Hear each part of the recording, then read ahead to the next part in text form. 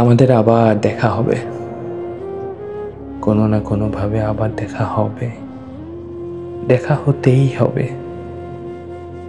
নিজের খেয়াল রেখো, ঠিকমতো খাওয়া দাওয়া করো।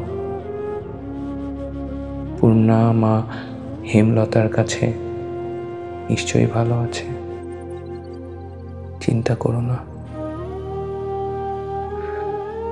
পারলাম না আরো কয়টা দিন তোমাকে আগলে রাখতে,